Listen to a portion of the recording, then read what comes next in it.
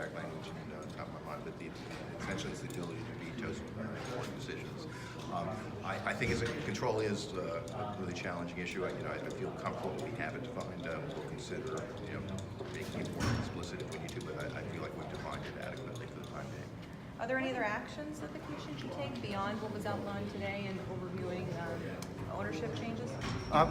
I'm very comfortable with the procedure that we just we put in place. Obviously, we're going to go through it. We have I think it's 7 that we're processing, and we'll, just like everything else we do, we're going to learn and continue to get better and tweak if we need to tweak. But I'm very comfortable with the process the executive director articulated today.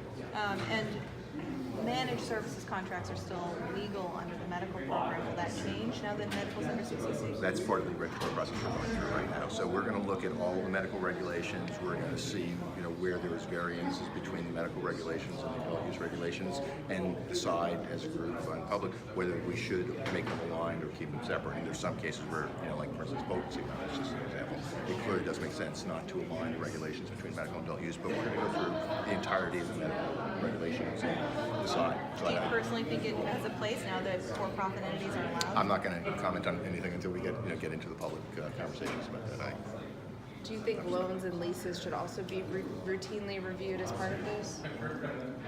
I think anything that could constitute control, anything that could constitute a potential violation of our regulations should be reviewed, absolutely.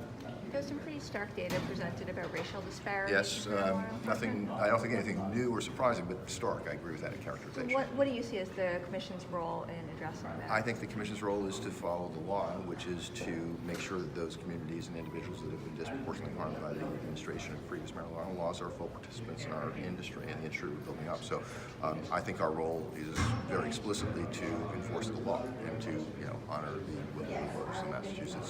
So I think, to me, these data, again, were not new. They were stark. They reinforced my perspective on the challenge and the wrongs we're trying to rectify, but it's all in the law, and our job is to enforce the law. And how quickly do you think you're going to be able to make some progress on some of those social I think equity we are things? working as hard as we possibly can. We have our social equity programs coming up. We are doing some training that the Commission will do itself prior to the launch of these social equity programs. I got an incomplete grade from our executive director on the work I'm doing that we're all doing to try to generate financing for the individuals we're trying to help. There's any number of other things we're doing. I'm not going to be able to give you a forecast of when. I'm just going to tell you we're working as hard as we possibly can. It's an incredibly important part of the law, it's certainly part of our mission statement, and we're committed to keep working until we get it done right.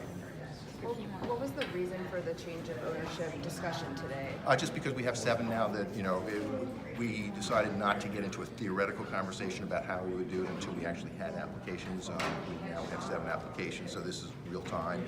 The process that the executive director went through today is not something we're going to start. It's something we're already doing, but now that we have 7 applications for change in the system, we just decided it was appropriate to make it explicit what that process was. So I think that was the logic for doing it today.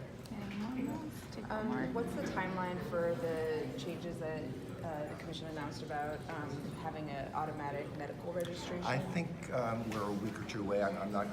Give me a little opportunity to caveat it, but it's relatively soon. I think that when I last talked to the executive director about it, which was earlier today, we're hopeful within the next week or 2, but hopeful, not certain. Okay. But